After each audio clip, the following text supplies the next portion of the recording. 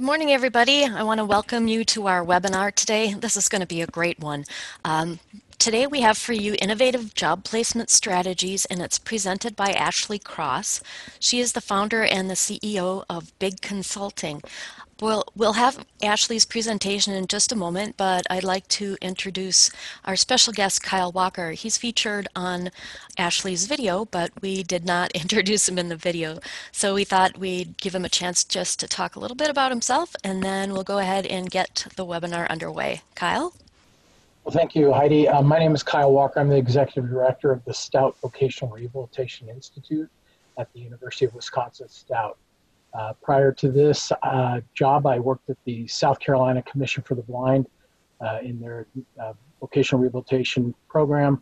I also have 15 years of experience with the Utah State Office of Rehabilitation in Salt Lake City, where I served in various capacities in leadership and also as a vocational rehabilitation counselor. So glad to be here. Thank you. Fantastic. Thanks a lot, Kyle. And before we get the video underway, I just want to run over a few housekeeping issues. If you have questions that are of a technical nature, if anything's happening with your broadcast, please put that into the chat box. A chat is where we take care of technical problems. We will have everybody put their substantive questions in the Q&A for Ashley to answer at the end. So just to keep those two separate, we'll have questions about the presentation in Q&A. And again, if you have technical problems, please put that in chat. This webinar is available for CRCs today. So if you are interested in getting CRCs, we will have some information at the end of the webinar that will talk a little bit about those. If you have any questions along the way, please go ahead and ask, and I think we'll go ahead and get the presentation underway. Thanks everybody so much for joining us. I think you're really going to enjoy this.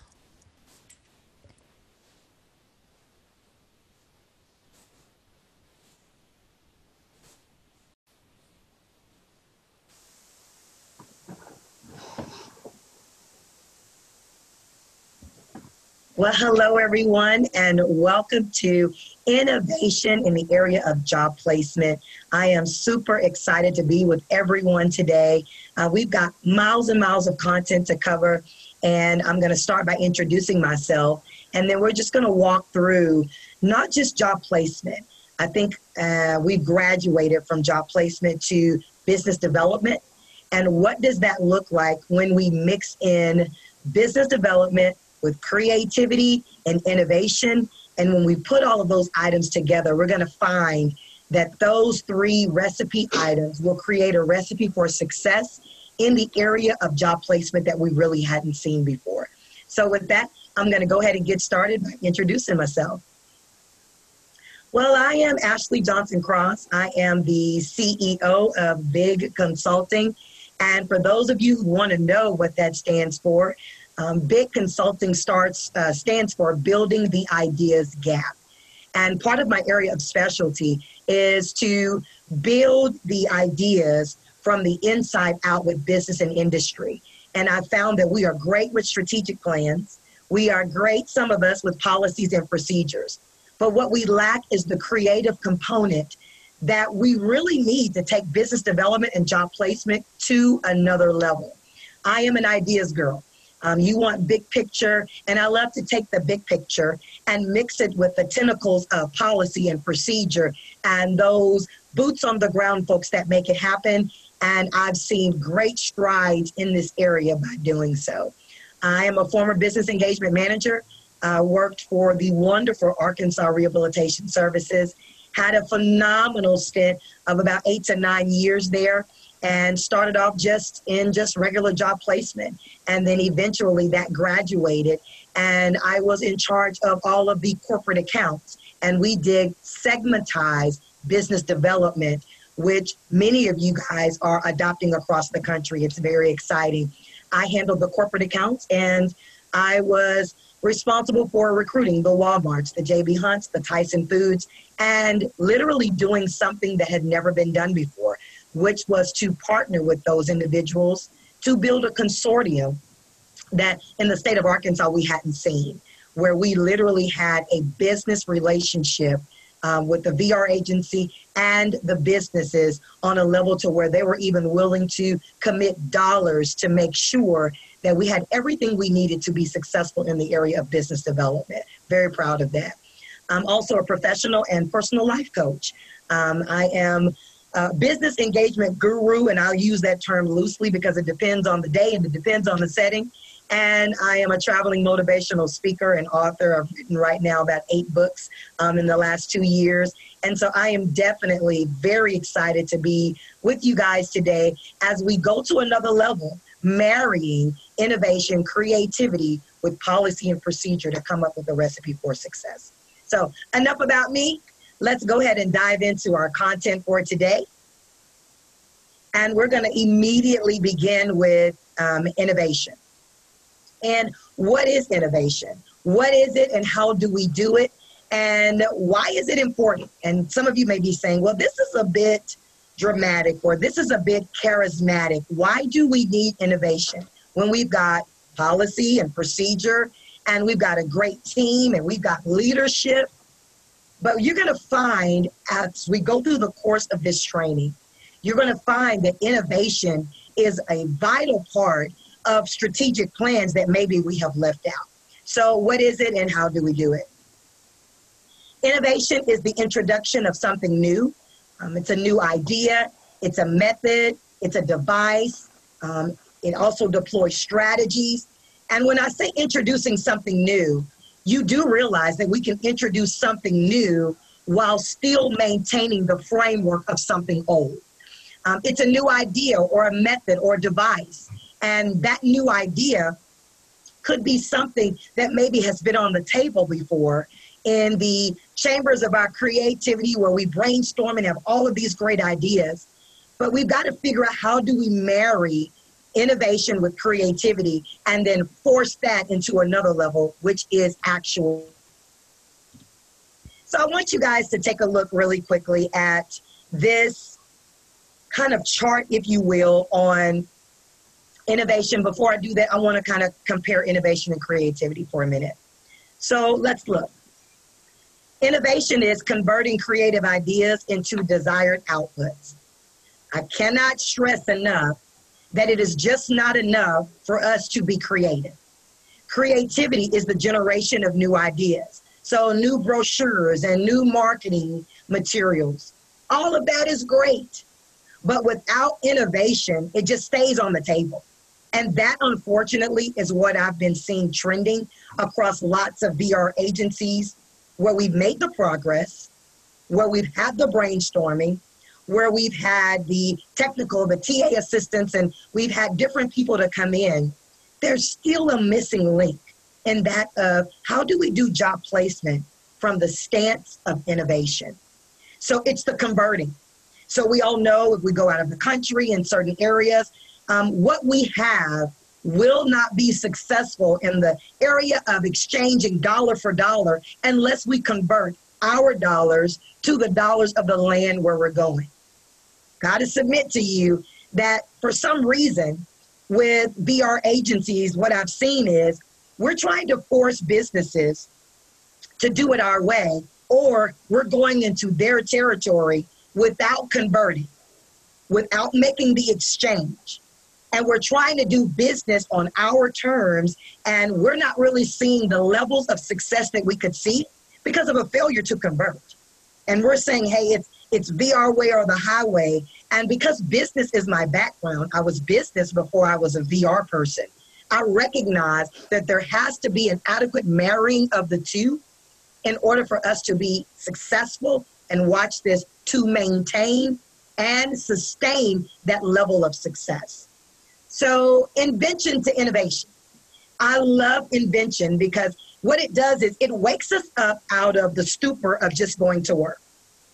Right now, especially, lots of you guys that are working from home and you're at your desk, and most of you might be in your pajamas on the bottom. And right now, we are allowing the circumstances of where we are to kind of anesthetize us, and we're not recognizing that this is a great opportunity for job development and for business development to go to a level that maybe we've not seen before, because businesses are now in the same pool as lots of our clients.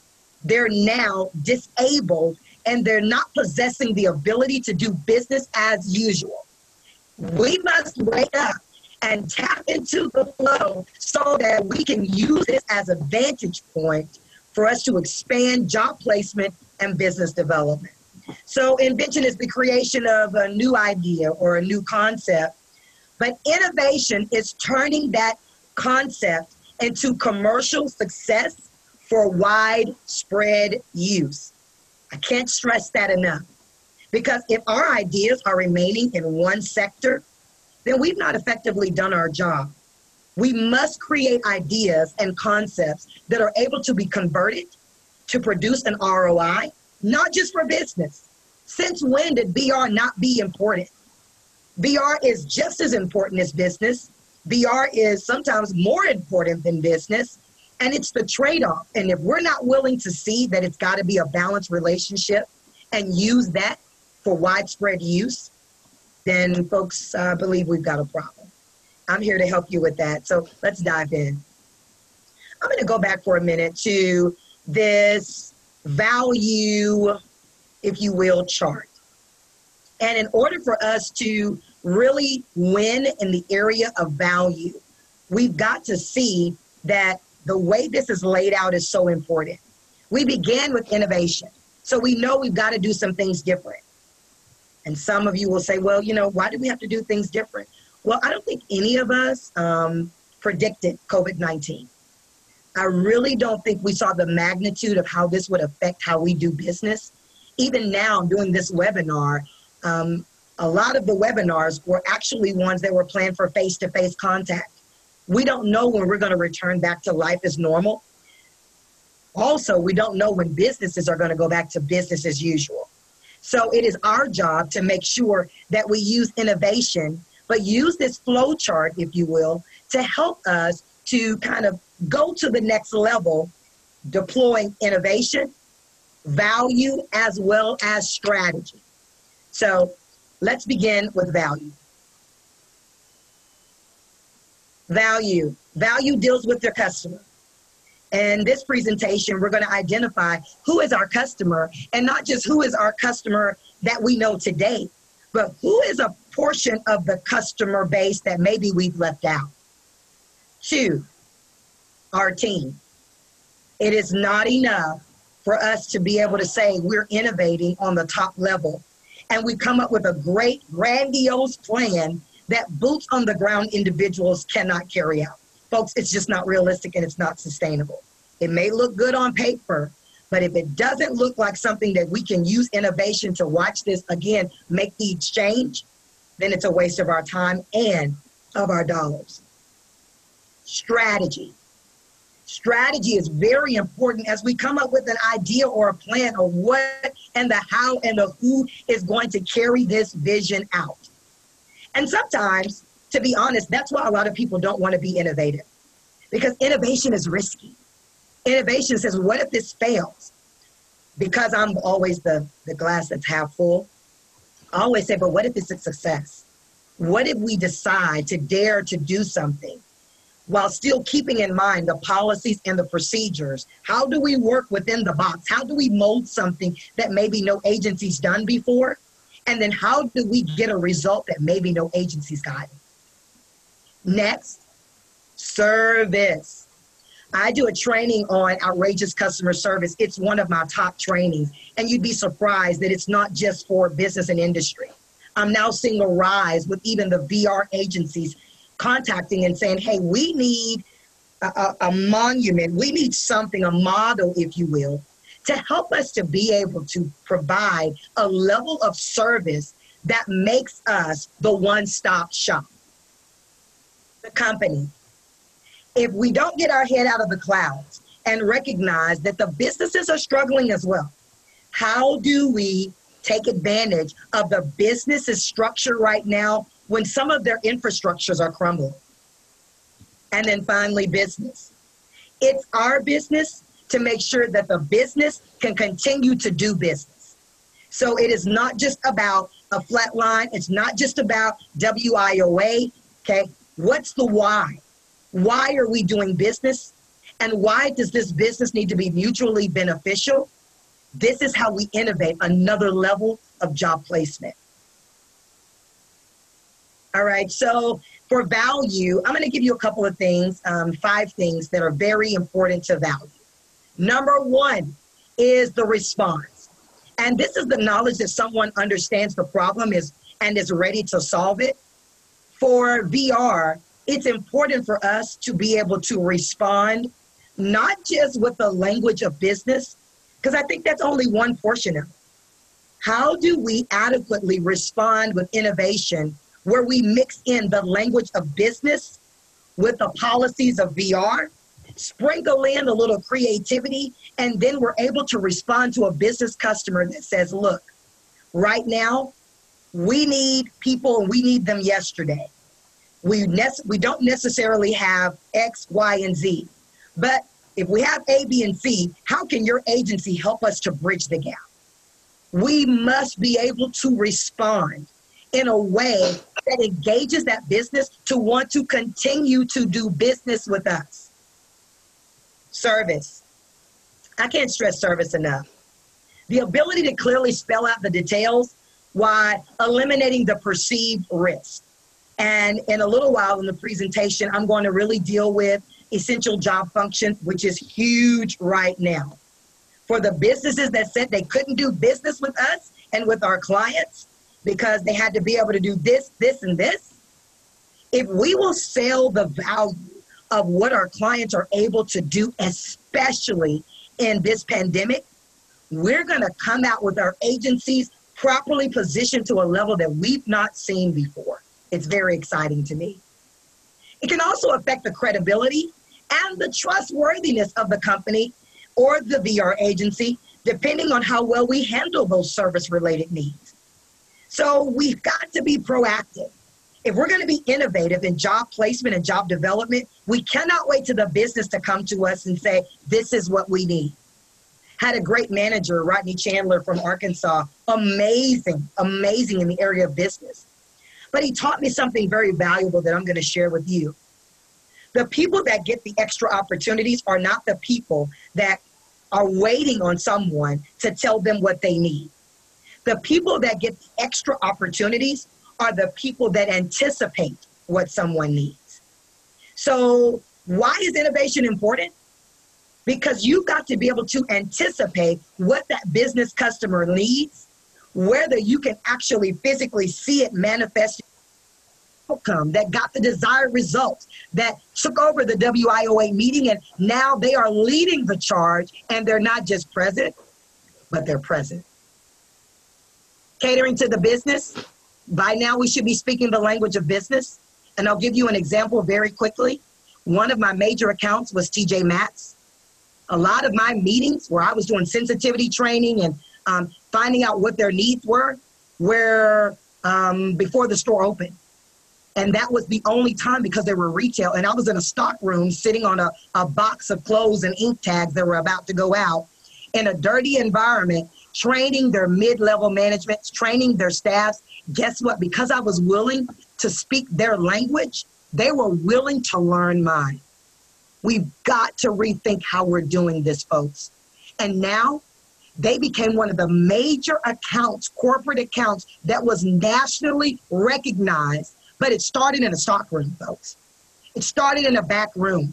It started with building a relationship, and it started with catering to business.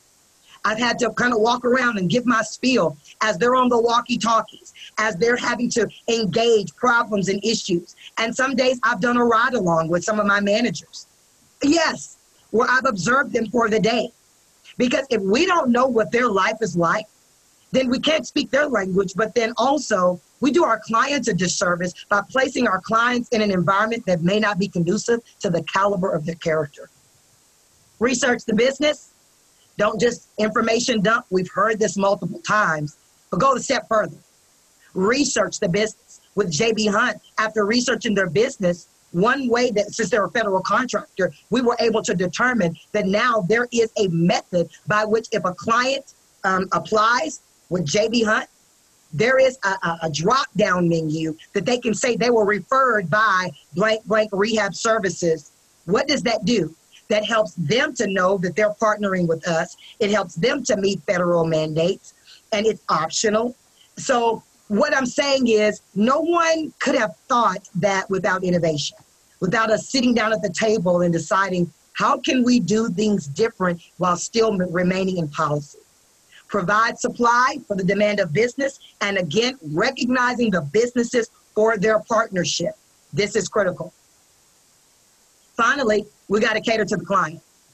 And for a lot of our agencies, we've done good, we've done great, but I want you to rethink what that catering looks like. New client orientation. Some of you guys are doing this, but for some of you that are not, what does that look like? And for COVID-19, why not film a virtual new client orientation with the expectations of what is going to be required for that client? If we don't set a standard for them in the office, it will be hard for them to meet the standard in a business. Number two, labor market information. Why in the world would I send you to cosmetology school if you told me you wanted to stay in this demographic, if you told me you wanted to stay in this area and it's oversaturated with cosmetology, and you've told me that you've got other desires of things that you would like to accomplish that may be more in demand at this time? I'm doing you a disservice. No, we cannot force our initiative on a client, but we got to be able to marry somewhere in between. We got to be able to find out and dig beneath the surface and find out what is at the core of our clients and how do we accelerate areas of untapped potential. Number three, on-the-job training and work experience. And in times before COVID-19, I would give you guys a huge spiel on what this could look like. But now, what are we doing with on-the-job training and work experience? I'm glad you asked. I want to give you a few suggestions in closing on how we can cope with COVID. And I really want you to take note of these things because from this day forward, it's going to be critical. If we're going to be innovative, we need to start thinking virtual career fairs. What does that look like? Virtual client orientation. Have we thought about virtual resumes for our clients where they are dressed up? We give them a checklist of things that they need to cover and they make their resume come to life. We've got to think outside of the box, inside of the policy. Recommendation to businesses for virtual tours. My niece is being recruited right now by a school in DC, a college in DC. I was amazed that they had a student who sent them a link. We were literally able to walk through the entire campus virtually, from the dorms to the cafeteria to what life was going to be like, because colleges are having to make the shift. My question to us is, has VR made the shift? And are we going to wait on a business, or are we going to anticipate the needs of a business and assist them and say, hey, have you considered virtual business tours, a tour of the factory or a tour of what you do, or allowing some of your workers to come on and virtually tell a client, this is the expectation of this position. Virtual training, virtual job descriptions, reassessing the essential job functions, not just for the business, but for us. What's essential right now? And spotlighting companies who have more than just a spot. The companies that are not just putting a person, a butt in a seat.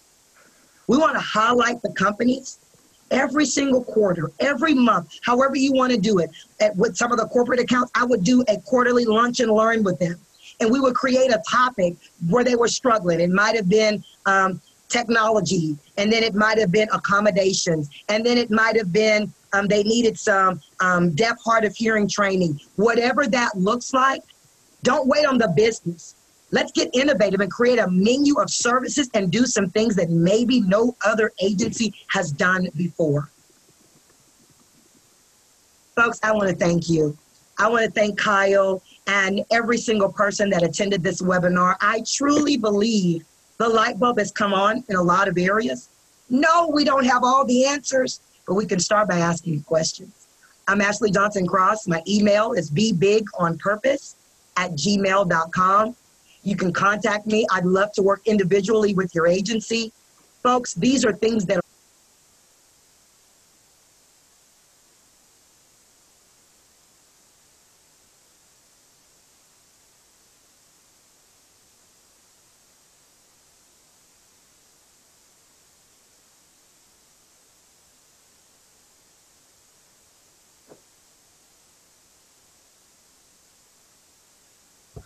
Heidi, you You're need on to mute. go off mute.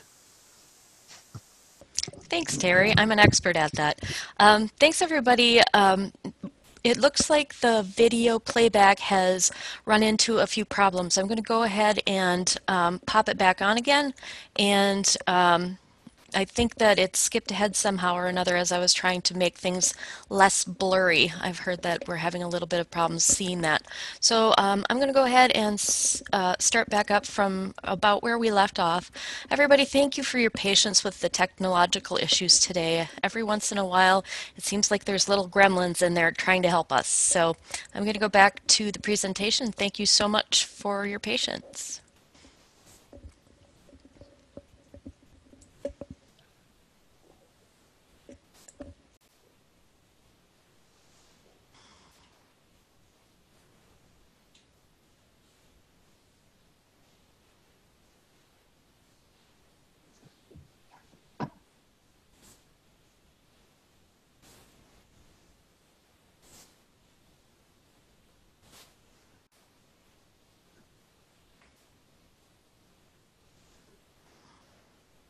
Hey, Heidi, this is Ashley. Yes. It skipped probably the entire middle of the presentation. Yep. So that's the last slide, but it skipped a large chunk of the presentation where Kyle and I interacted and where the meat of the presentation was. So just a heads up, a lot of the questions that we engaged with Kyle are no longer a Okay, part. I don't know I'm what we just can do. rolling back the video and I'm going to go ahead and start it from about when it appears that we had a little bit of a glitch. So it's about 20 after, so I'm going in about 20 after from where we started. So just a Thank moment, you. everybody. Thanks again for your patience. And if you tell me that there's a pool out there that it was self-centered, it was we were trying to get our needs met, and when We must be able to respond in a way that Thanks, engages everybody. that Sorry business about that. to want to continue to do business with us. Service. I can't stress service enough. The ability to clearly spell out the details while eliminating the perceived risk. And in a little while in the presentation, I'm going to really deal with essential job functions, which is huge right now. For the businesses that said they couldn't do business with us and with our clients because they had to be able to do this, this, and this, if we will sell the value of what our clients are able to do, especially in this pandemic, we're going to come out with our agencies properly positioned to a level that we've not seen before. It's very exciting to me. It can also affect the credibility and the trustworthiness of the company or the VR agency, depending on how well we handle those service-related needs. So we've got to be proactive. If we're going to be innovative in job placement and job development, we cannot wait to the business to come to us and say, this is what we need.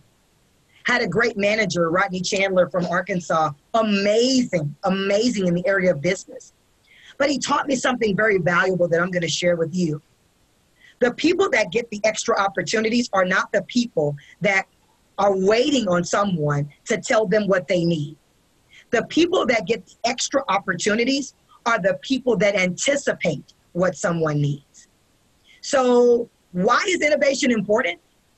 Because you've got to be able to anticipate what that business customer needs, whether you can actually physically see it manifesting or not. We've got to begin to start with the creativity, then get with those policy peoples. How do we take that and make it innovative? So now we've created a model that has anticipated the needs of business. Quality, a consistent formula that results in well-made products or services. And we know well-made products or services in the business world and for VR for us is our clients. We've got to have a formula that's going to work. And we've got to be able to deal with the quality of not just giving someone a client. Those days are over. Now we've got to really, really zero in on quality. Price, we know that there's no price on human capital, if you will, but we do also recognize that price is a negotiable terminology when it comes to a placement with a business or industry. It's an assigned value. And so it is our job to be innovative enough to draw the business customer in to see one word with our clients. It's value. If you value something, you'll do whatever it takes to keep it, maintain it, and sustain it. Time. Okay, we've got to make sure, and we preach this, that we've got motivated, dependable, reliable clients. But I'm also going to share that we must also begin to train the businesses how to treat us, not just train our people how to treat a business. In the business world, there is a terminology that I'm going to use. You're going to hear me say it multiple times, and that's that ROI. What is the return on the investment? When we recognize that now we've got a quality client, that changes the terms of negotiation. That means, wait a minute, business customer, these are our expectations for you to meet. We're not just desperate for a placement because now we have stressed quality and we have stressed value. So I'm calling this Ask Kyle. Kyle, I want to thank you for joining us. I didn't have a lovely picture of you. But Kyle, can we just talk for a minute? Have we successfully offered value to the customers we engage? I think when it comes to the business customer primarily, I think anybody in VR that's been around can definitely articulate that VR provides value to our client customer. Right. But as far as I think that as far as my 30 years, when we started doing business engagement 30 years ago in a state VR agency in Utah, at first it was self-centered. We were trying to get our needs met. And what I mean by that is we were trying to get our clients a job, and that's all we were interested in.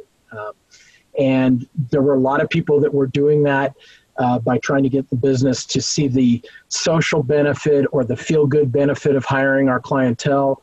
There were a lot of people that were talking about other benefits of hiring people with disabilities, but where I think that the profession is starting to head is really asking the question of what value do we bring to a business? And really from a business standpoint, when I was in business, all I cared about was my competitive advantage. And if you can, or my return on investment, like you talked about, if you can bring me something that gives me a competitive advantage, then that's a value to me. And I will listen to that every time, because if you can make me more profitable through whatever you provide to my business, that's why I'm in business. I'm not in business to employ people. I'm in business to be making money, and I employ people to do that. But a lot of times in VR we talk about employers, and I've over the years I've tried to make sure I say business, business, business, because that's why they're there. So for me, I think we're getting better as a program over the last 20 or so years, since CSAVR and some other groups have gotten involved with the net and we've learned from business. And for me, it's that competitive advantage piece, that the value we add to business is things like talent development. There are businesses out there that struggle. A good example would be a business we worked with in Salt Lake City, Utah, L3 Communications, who came to VR and said, we have a hard time getting people with this level of training. The VR agency convened a group with the local technical community college and helped build a program for people with disabilities that fed into the specific business need that business had. They were spending so much money training people to a certain level that when VR said, let us help do that at a technical college, that business became more profitable because they didn't have to spend so much time getting people up to speed. They could just hire out of that program. Talent acquisition. VR is an untapped pool of qualified and highly capable talent. And if you tell me that there's a pool out there that of talented people who are dedicated to and committed to the job, that gives me an extra advantage in competition.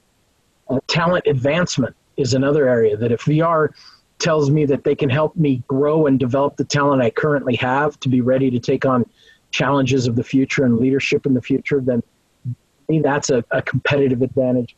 And then I'd say that the last thing is the thing that sometimes we don't think really about, which is diversity. And we all know that a competitive advantage in business is having a diverse workforce, because your diverse workforce will bring different ideas and different innovation and will help you hone your product to all different groups so that you can expand your customer base and you can become more profitable.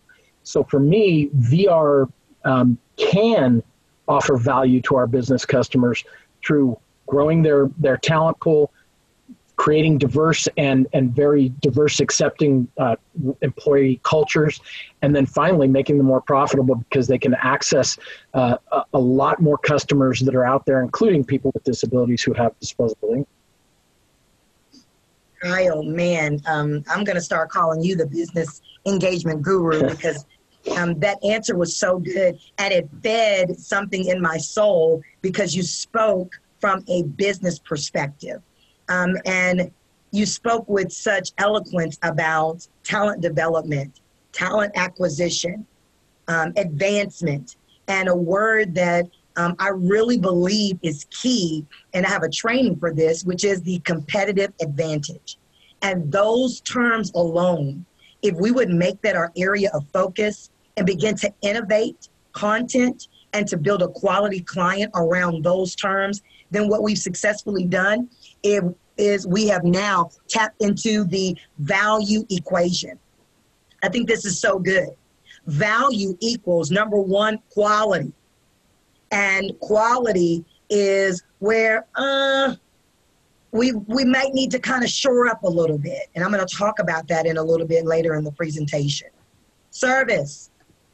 And that divided by the cost equals a value to the business customer that maybe they weren't expecting from, quote, a state agency or a VR agency. They might be expecting that from a business to business perspective, but maybe not from a VR to business perspective. If we would adopt this value equation, then what we've now done is we've opened the door to a new line of conversation, which includes but is not limited to competitive advantage. So Kyle, that was phenomenal. I'm going to challenge every VR agency on this webinar to do something that maybe you've not done before. Lots of businesses that I work with, they have something besides a mission. They have something besides agency goals. They now have a value statement. And I truly believe that if we haven't done this, this is something that we need to do. We need to adopt a statement, something that says, hey, this is an example, but this is the energy behind why we do what we do. Excellence, excitement.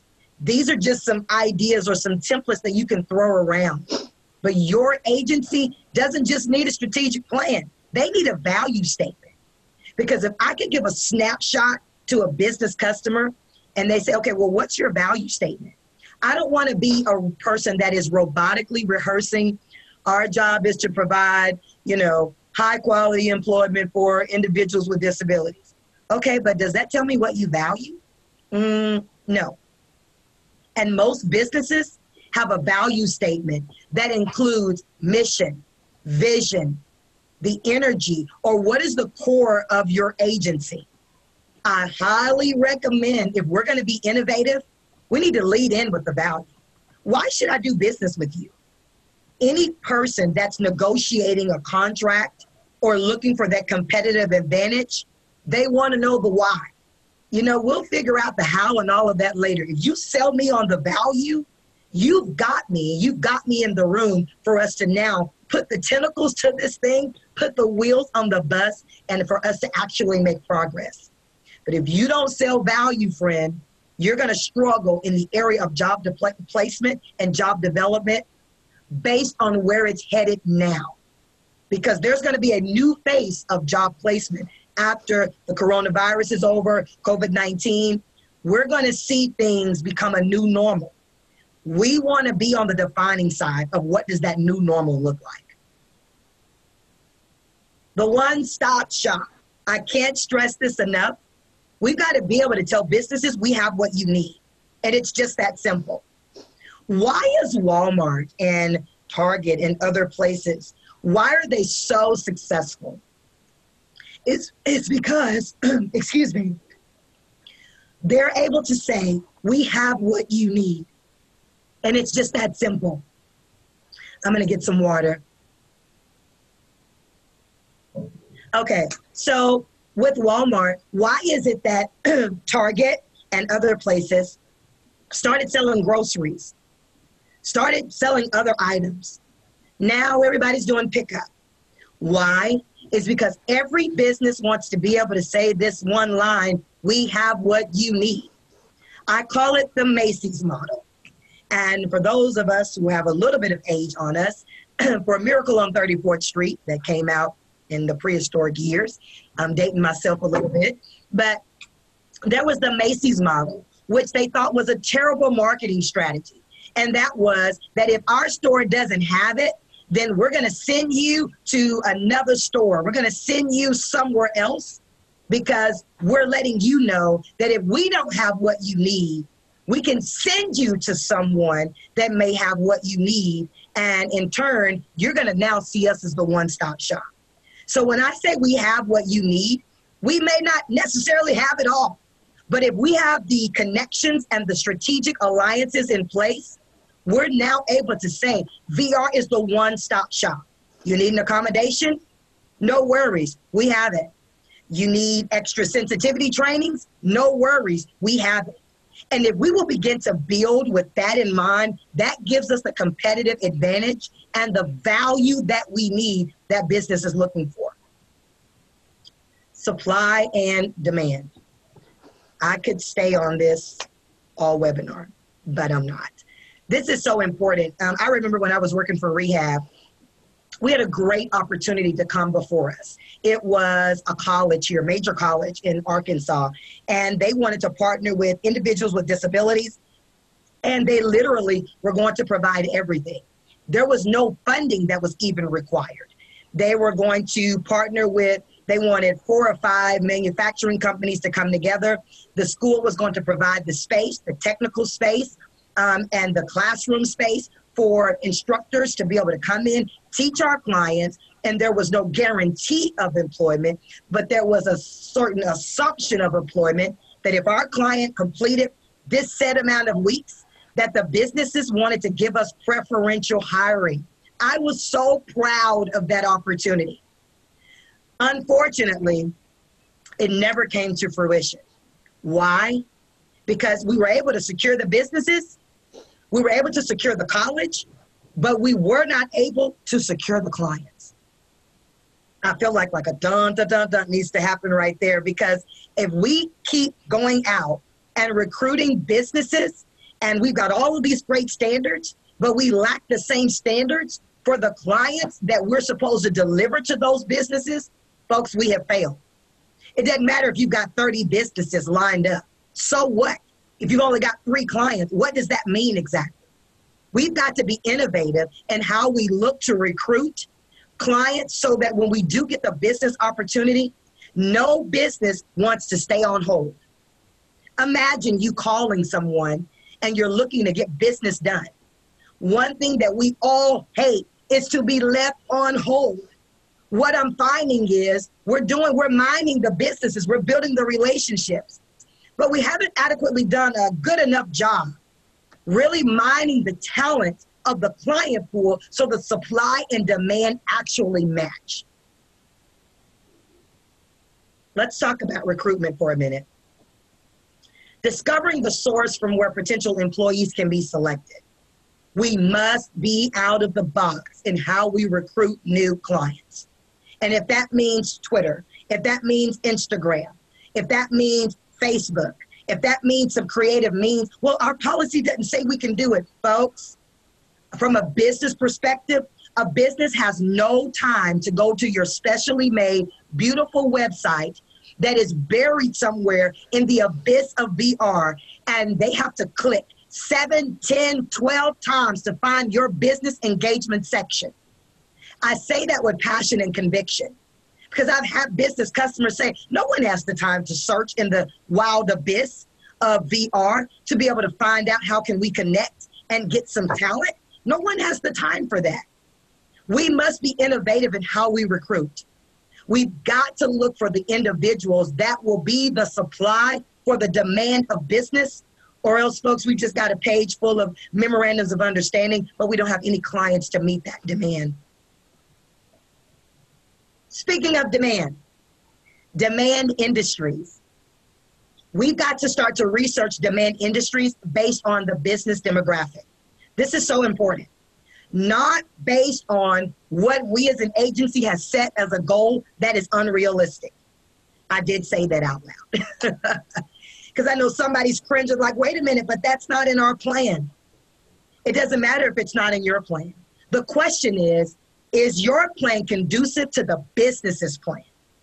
We've got to research those demand industries, the top 10 industries. I dare you to begin to research what are the top 10 industries in your area? What are their needs? Play Snoop Dogg detective. Go on their website. Look at their value statement.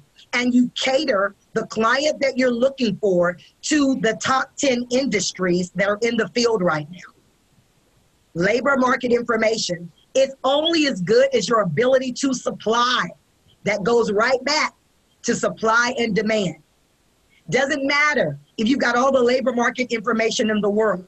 We've got to have that client base that goes back to that value proposition. Value equals quality plus service. We've got to have quality clients to fill the supply. And then the sweet three. So the top 10 demand industries, I highly recommend you do this if you want to be innovative. And then drill down. What is your sweet spot? What is your sweet three? What are the companies? What's trending right now in your area? And then, folks, why are we trying to dig a well in an area that's dry when there's water running already over here? What's your sweet spot? Tap it. And then you'll find out that when you begin to tap that, normally where you tap where water is already flowing, something else is soon to come. It's time for Ask Kyle. I love it, Kyle.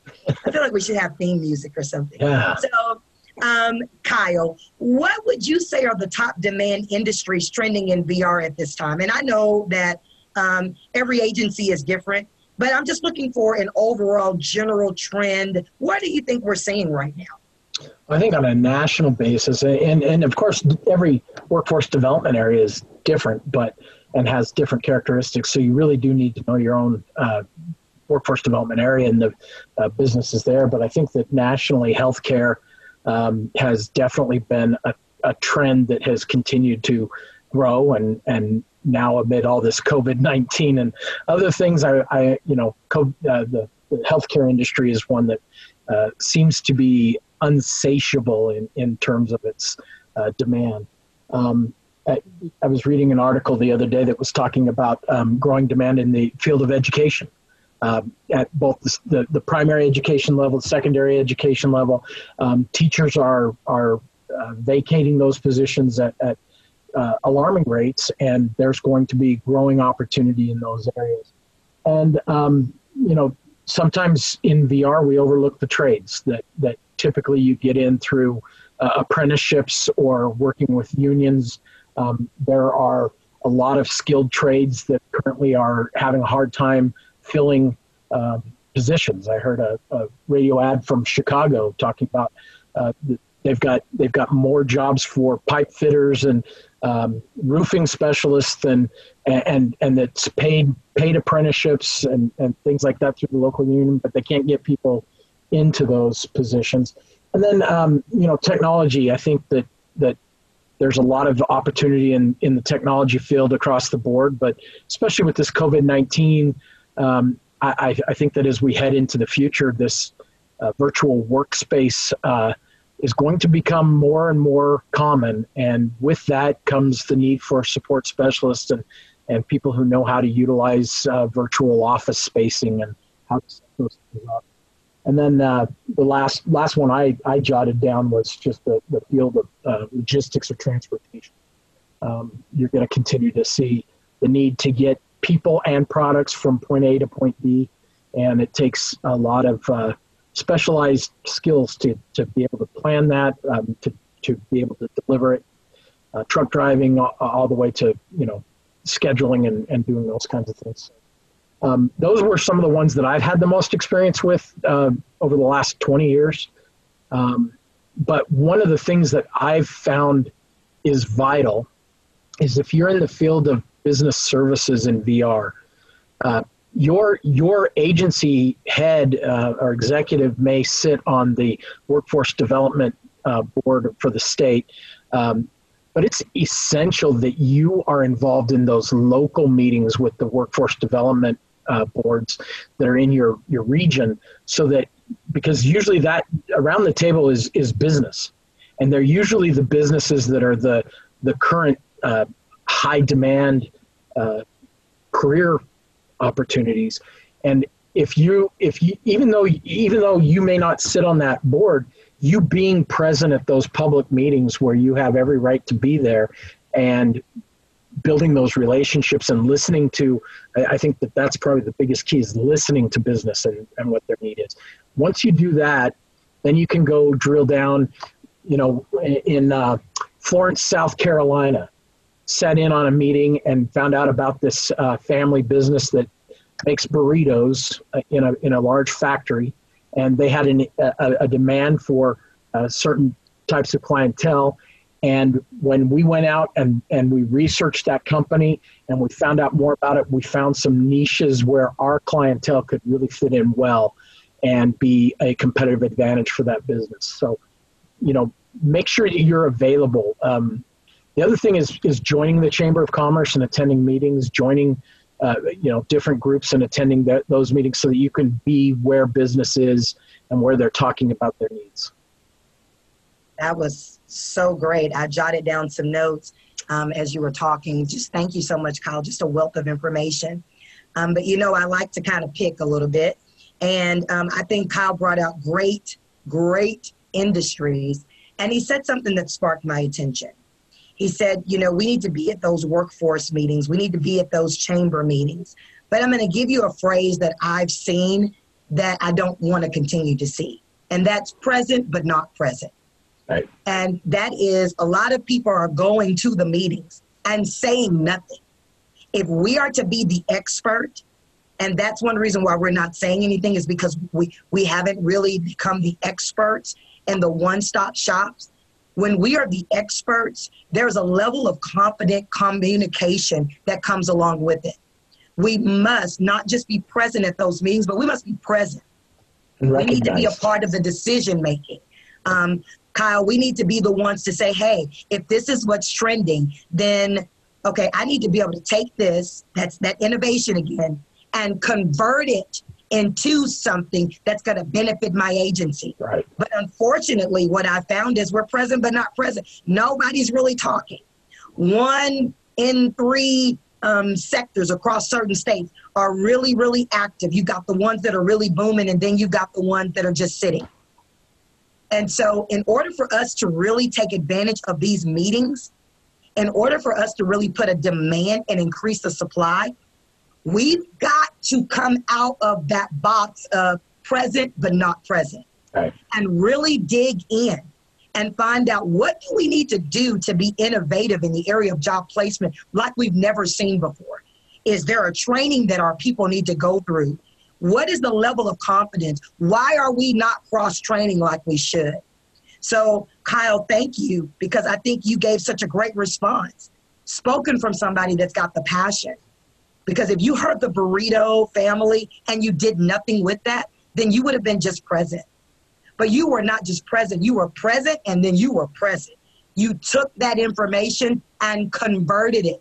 Folks, that's what it's going to take for us to be innovative in this job placement sector. So even with our VR referrals, we've got to stop the shotgun approach and even be more targeted with how we refer a client to a business. But we're going to drill back a little bit. How do we even refer a client to a job placement specialist, or in some areas a business relations representative? How do we do that? Sometimes we need to take the structure, tear it all the way down, and rebuild it. Have we considered the caliber of the client?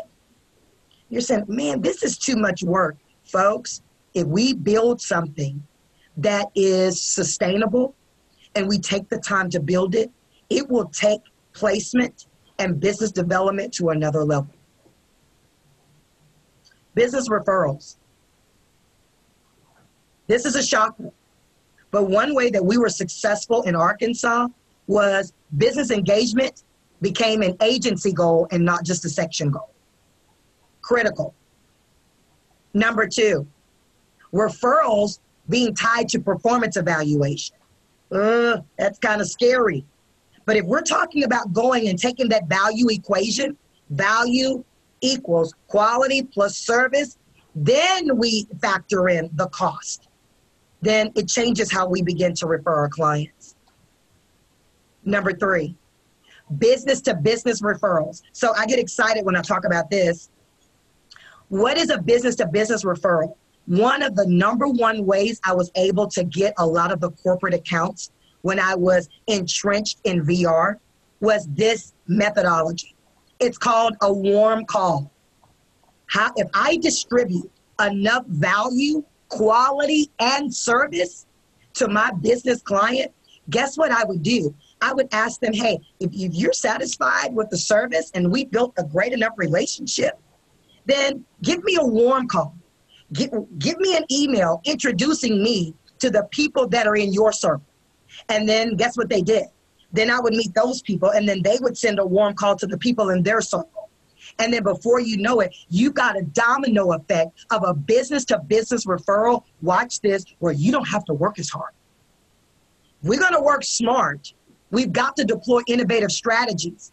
In COVID-19, this pandemic environment, we must recognize now is the time for us to build the relationships that are going to give us the domino.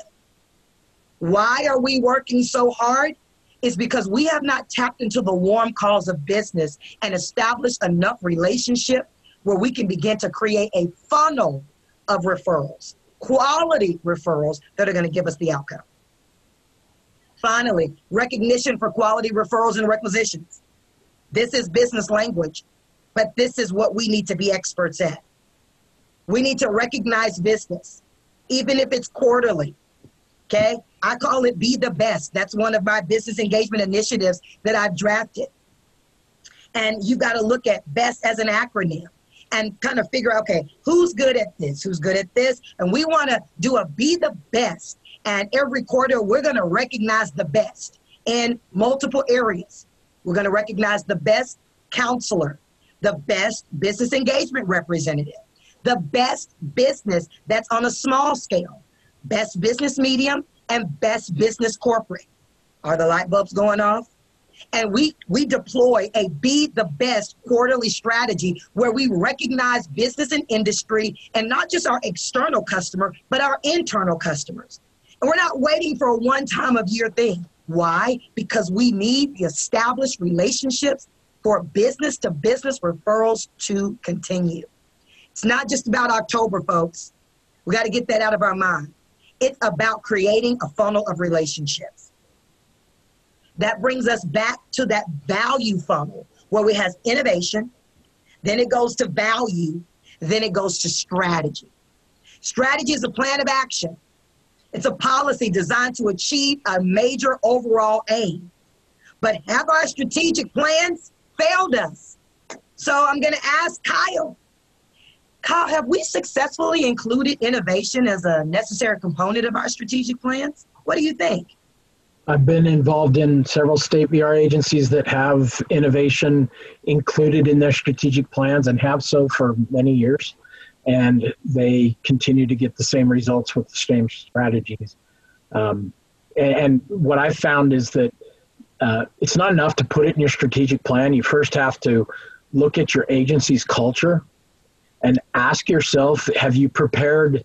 You know, I live in Wisconsin now. I was driving by a farm and a farmer was doing something weird in his field. So I stopped to ask him what he was doing. He told me he was converting his field from growing corn, which he previously grew, to growing sunflowers for sunflower seeds.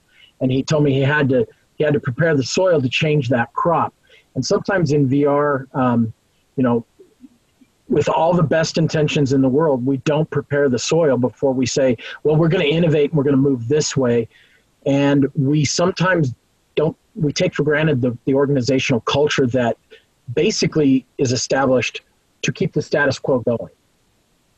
The agency culture has evolved and designed to make sure that we stay in our box. And if you're asking somebody to think outside of that box or to try new and innovative ideas, you really do have to prepare that culture to be able to accept those new ideas, to take risks, to realize that not everything is going to pan out perfectly. And the reason your culture is so important is you have to establish a learning culture in order to be an innovative culture.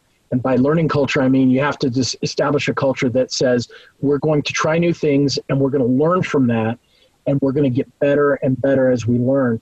The fact of the matter is a lot of VR agencies have it in their strategic plan, but the culture is not built to do it that way. So you have to back up first and take the culture on and say, how can we build an innovative learning culture that's focused on learning how to do things differently and building those supports. The other thing I'd say is it can't be done top down.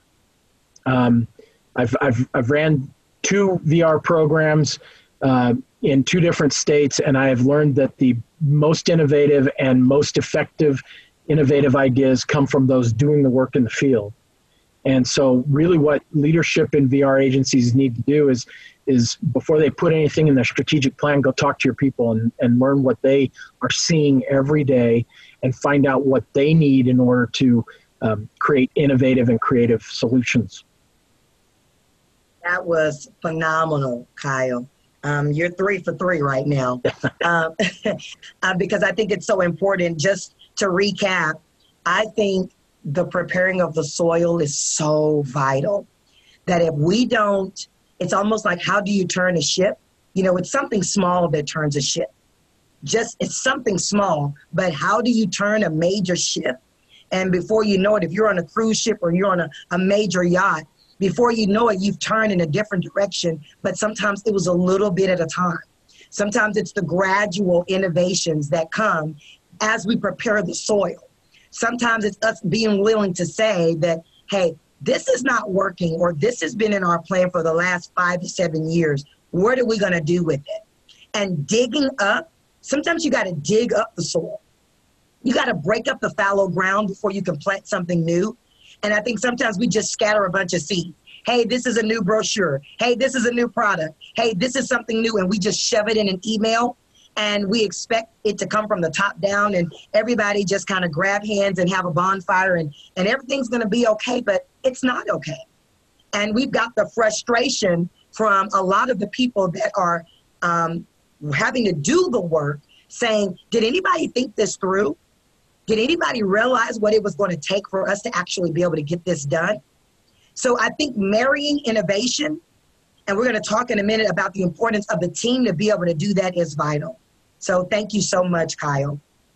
So with our strategic plan, I like this simple slide, but inputs, then there's the process, and then there's the outputs.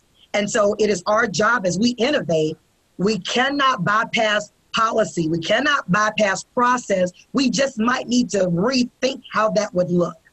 And that's the same for our business customers, where they said they had to have somebody who could lift 50 pounds. But now, COVID-19, you've reassessed what that looks like. And maybe now your process can change, and maybe now we can go in with something new to present to them. New input, adjusted process could possibly bring us an innovative output. But we've got to be willing to include that into our strategic plan, and then to challenge the business customer. Have you considered that the job that you said our clients could not do before this pandemic, now many of your employees are doing exactly what you said our clients could not do? Let us help you rethink the process. Let us help you rethink your strategy. We've got to be proactive. Can't stress this enough. We've got to be results focused, which means no longer measuring activities. Because I don't care if you've gone to 50 meetings in 1 week, if you've not placed a client, if you've not gotten a business relationship, if you've not assessed innovation and creativity, if you've not generated something. I heard a millionaire say this, and I thought it was profound. He said, you know, Lack really is the product or the absence of self-production. For me, if you translate that to an agency, lack in any agency regarding the area of job placement is the absence of production. And if we are not knowing that we are responsible to produce, we are responsible for outcomes, then we'll become an agency that's activity focused. Follow up and follow through. Nothing really needs to be said about that because that goes to the value equation of quality. And then 20 for 20 is another innovative strategy for me to throw out to you guys that will help you get results. And that is taking 20 clients that are in status 20, kind of taking your 20 demand industries or 20 areas and following those specific 20 clients that are in a job ready status and watching them go through the process and then charting, that goes back to what Kyle said, learning from that curve, and maybe we can just build something that can be duplicated with every business relations representative, 20 for 20. Then after we do that 20, we recycle and then we do the process all over again with another 20. And we capitalize on the caliber of our client and also on the demand of the business. It's a happy marriage, folks. I've helped several agencies do this, and it has been successful and phenomenal. You can do this as long as you remember we must focus on the results. I thought I would put this slide in because as we talk about innovation and value and strategy, we cannot strategize without a team. But this is what our teams are looking like now. They're masked. They're at home. They're trying to figure out where in the world is the next plan, because this, I guarantee you, was in no one's strategic plan. No one could plan for where we are right now. This is what our teams are having to live like. So we've got to go back to the drawing board. We can't just keep putting our heads in the sand and saying, soon as we get back to normal, folks, we don't know what that's going to look like, if it's ever going to look the same way again. So we've got to consider the people that have to carry out the innovation that is required. That brings me to catering to our core customers. Introducing the customer trio. This is something I introduced in New Orleans, and it went over so well. But let me give you the backstory on this really quickly. I was trained, and at the time that I got hired years and years ago with Arkansas VR, there was no one really to train me. At the time, my manager was building a job placement team, but for where he wanted me to go with corporate accounts and something that had really not been done at the time, 8-9 years ago, he said, I really don't have anybody to train you but counselors. So we walked through the training, of course, dual customer approach, businesses customer, all of that good stuff. I was adequately and successfully trained and was great at that. But always in the pit of my stomach, I felt like something was missing. Yes, we've got business as customer. Yes, we've got the client as the customer. But something and someone was missing, and I couldn't put my finger on it until I actually left the agency to begin to consult on my own. So who's missing? If business is our customer and the client is our customer, there is a population that is the glue that we owe an apology, and that's the counselor. When I got this epiphany sitting at my desk one day, I said, yeah, the dual customer approach, I think Kathy West Evans is a genius. I love her because she has taught us to see business from a different perspective. But sitting in my office, I kept saying, there's something missing. And that nagging feeling was that the glue to make all of this come together is the counselor, which is a population business development that in some of our sectors we have forgotten about. They are the glue. How do we adequately cater to them? So this brings me to another Ask Kyle, and Kyle, you've been on it.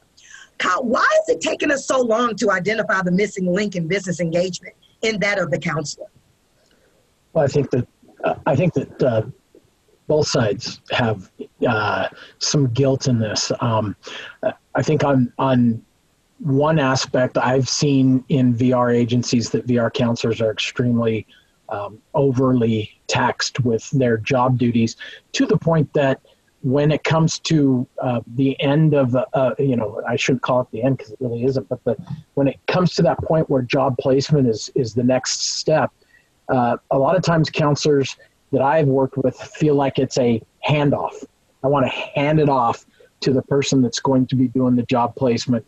And you just come back to me and talk to me when you get this person to do it. So I think counselors have some area of responsibility for being left out of this trio. I also think that cold handoff and you just get your thing done and bring it back to me when they're placed has prevented counselors from interacting both with business and with the job placement specialist in a way that helps the counselor develop some confidence in their skills of working with business and the job placement specialist or the business relations specialist. So I think that's one piece of it. I also think that, frankly, I've seen in certain agencies some territorialism.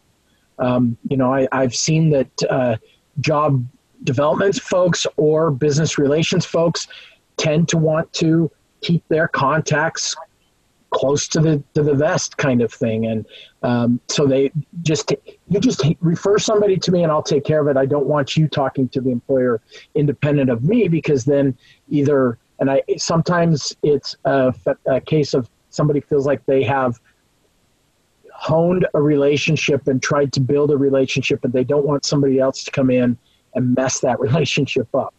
And frankly, sometimes counselors have done that by being more interested in just getting a placement and a 26 rather than a successful closure, rather than really being interested in, is this meeting the business's needs as well as the client's needs? So I think that there's enough, blame, if you would say, to go around. But I think that the real message that we need to get out there is the counselor is an essential part of that stool, the three-legged stool, if you were. And you're not going to achieve any kind of stability on that stool if you don't have all those legs there. And the counselors should really be more involved in this for other reasons, because as a manager of a program, if a counselor is more and more engaged with the business relations specialist in doing this kind of work, I've seen a shift at the front end of the program where counselors start to begin with the end in mind right from the start, and they start providing clientele and consumers with better counseling towards what's actually out in the marketplace, because they know what's out in the marketplace. They know what the employers are looking for. So I think it makes people better counselors, and it actually increases the number of successful outcomes because they understand the market better than a counselor who's not involved in any of the business relations. I totally agree, Kyle. And you're right. There's been some territorialism, and part of it is for the lack of a better word, the animosity sometimes that comes from the training that some business engagement individuals get as to opposed to the overwhelm that sometimes the counselors get, and the lack of importance of the counselor being involved on the front end. I think that's so important. But with this customer trio, we see business as customer, but we also see the counselor as a customer, because folks, the counselor is the field for the referrals in a lot of agencies that you receive. That's just sometimes the way that it works. Building that relationship with the counselor, including the counselors in on some of the business engagement training, so that now business engagement is not just a section goal, it's now the order of the day, because under WIOA, it is the order of the day. And a lot of agencies are still struggling because we still got that mindset that it's just gonna take two to tango. And I love the analogy of the stool, because in order for us to be able to, we're dancing over here, but at some point we're gonna need to rest on something. We need to be able to have the glue. We need the third leg. We need to be able to pass the baton off to one another to be successful. And then there's the client. But imagine a counselor consistently hearing that it's just about the business relations rep and it's just about the client.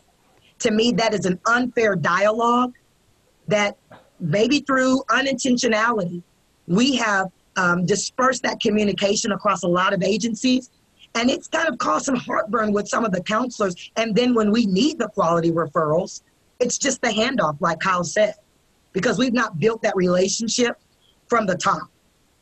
So how do we cater to the counselor?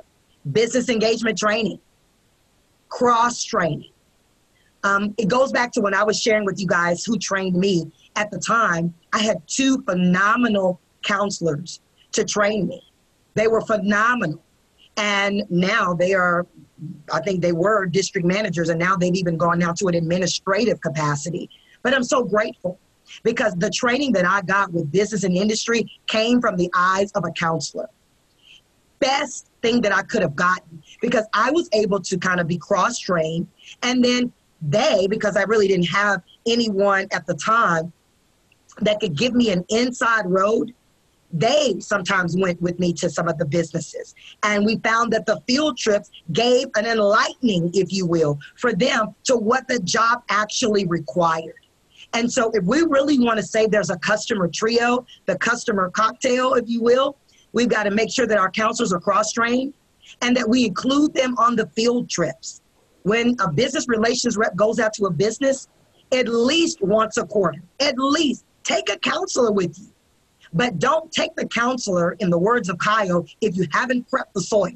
That's why that training is so important. Folks, we're innovating. I know many of you are saying, well, how is this going to work? We're innovating. But in order for us to innovate, we've got to sit down, generate creative ideas, then marry that with policies and procedures and produce something that's going to give us the desired outcome. Finally, we've got to recognize the counselors. And when I say recognition, that means, and that be the best, that quarterly recognition, give some sort of incentive for the counselor and the business engagement rep that tag team the best, that got that outcome, that got the desired results, that took over the WIOA meeting, and now they are leading the charge, and they're not just present, but they're present. Catering to the business, by now we should be speaking the language of business, and I'll give you an example very quickly.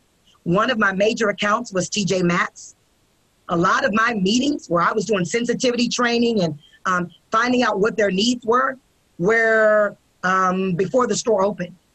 And that was the only time, because they were retail. And I was in a stock room sitting on a box of clothes and ink tags that were about to go out in a dirty environment, training their mid-level management, training their staffs. Guess what? Because I was willing to speak their language, they were willing to learn mine. We've got to rethink how we're doing this, folks. And now they became one of the major accounts, corporate accounts, that was nationally recognized. But it started in a stockroom, folks. It started in a back room. It started with building a relationship, and it started with catering to business. I've had to kind of walk around and give my spiel as they're on the walkie-talkies, as they're having to engage problems and issues. And some days I've done a ride-along with some of my managers. Yes, where I've observed them for the day. Because if we don't know what their life is like, then we can't speak their language, but then also we do our clients a disservice by placing our clients in an environment that may not be conducive to the caliber of their character. Research the business. Don't just information dump. We've heard this multiple times, but go a step further. Research the business. With JB Hunt, after researching their business, one way that, since they're a federal contractor, we were able to determine that now there is a method by which if a client applies with JB Hunt, there is a drop-down menu that they can say they were referred by blank, blank rehab services. What does that do? That helps them to know that they're partnering with us. It helps them to meet federal mandates, and it's optional. So what I'm saying is no one could have thought that without innovation, without us sitting down at the table and deciding how can we do things different while still remaining in policy. Provide supply for the demand of business, and again, recognizing the businesses for their partnership. This is critical. Finally, we got to cater to the client. And for a lot of our agencies, we've done good, we've done great, but I want you to rethink what that catering looks like. New client orientation. Some of you guys are doing this, but for some of you that are not, what does that look like? And for COVID-19, why not film a virtual new client orientation with the expectations of what is going to be required for that client?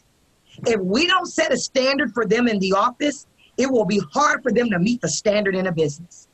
Number two, labor market information. Why in the world would I send you to cosmetology school if you told me you wanted to stay in this demographic, if you told me you wanted to stay in this area and it's oversaturated with cosmetology, and you've told me that you've got other desires of things that you would like to accomplish that may be more in demand at this time? I'm doing you a disservice. No, we cannot force our initiative on a client, but we got to be able to marry somewhere in between. We got to be able to find out and dig beneath the surface and find out what is at the core of our clients and how do we accelerate areas of untapped potential. Number three, on-the-job training and work experience. And in times before COVID-19, I would give you guys a huge spiel on what this could look like. But now, what are we doing with on-the-job training and work experience? I'm glad you asked. I want to give you a few suggestions in closing on how we can cope with COVID.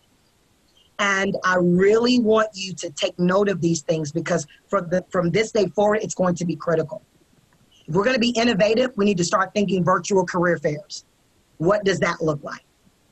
Virtual client orientation. Have we thought about virtual resumes for our clients where they are dressed up? We give them a checklist of things that they need to cover and they make their resume come to life. We've got to think outside of the box, inside of the policy. Recommendation to businesses for virtual tours.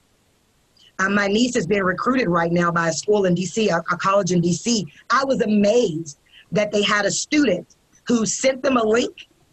We were literally able to walk through the entire campus virtually, from the dorms to the cafeteria to what life was going to be like, because colleges are having to make the shift. My question to us is, has VR made the shift? And are we going to wait on a business, or are we going to anticipate the needs of a business and assist them and say, hey, have you considered virtual business tours, a tour of the factory or a tour of what you do, or allowing some of your workers to come on and virtually tell a client, this is the expectation of this position.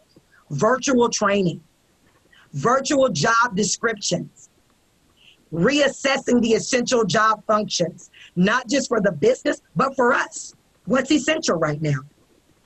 And spotlighting companies who have more than just a spot. The companies that are not just putting a person, a butt in a seat. We want to highlight the companies every single quarter, every month, however you want to do it. With some of the corporate accounts, I would do a quarterly lunch and learn with them.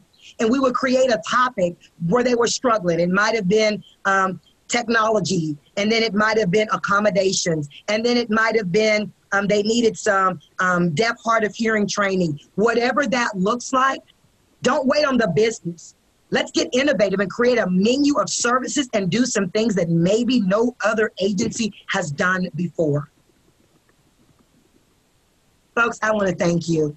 I want to thank Kyle and every single person that attended this webinar. I truly believe the light bulb has come on in a lot of areas. No, we don't have all the answers, but we can start by asking questions. I'm Ashley Johnson Cross. My email is bebigonpurpose@gmail.com. You can contact me. I'd love to work individually with agencies. Folks, these are things that are doable. Now it's just time to do it. At this time, I want to turn it over to whoever's going to field the Q&A. And again, thank you guys so much for your time. This has been a phenomenal webinar. Kyle, thank you. Thank you. Thank you.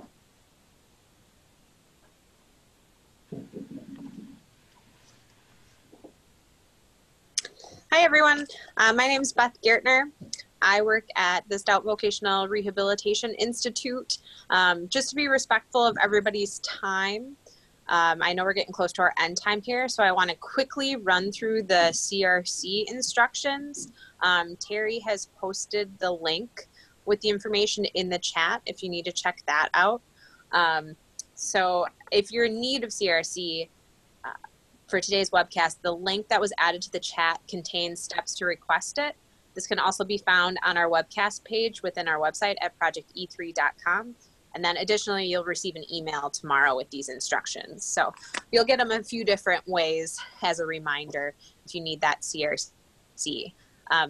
So we are a little bit short on time, and I just want to let everybody know that we're not going to get to all of the questions, and the ones that we do not get to, we'll send them to Ashley, and she'll be able to respond, and we'll post those with the archived webinar. So you will still be able to get those answers to your questions. There'll just be a little bit of a delay. So appreciate your understanding with that. And before I jump into the first question, Ashley, are you on, and is your video and audio working okay? I believe so. Perfect. All right. So we'll jump right in here, and we'll see if we can get through a couple questions before we reach our time limit. So first question is from Cassie. It says, my state is in an order of selection and have very limited clients we can assist. How can we stay relevant with business if we don't have job applicants to send them? Well, Cassie, I thought that was a great question. And a lot of state agencies are switching to order of selection. So one way to stay relevant, I would say, is to really focus on the value component.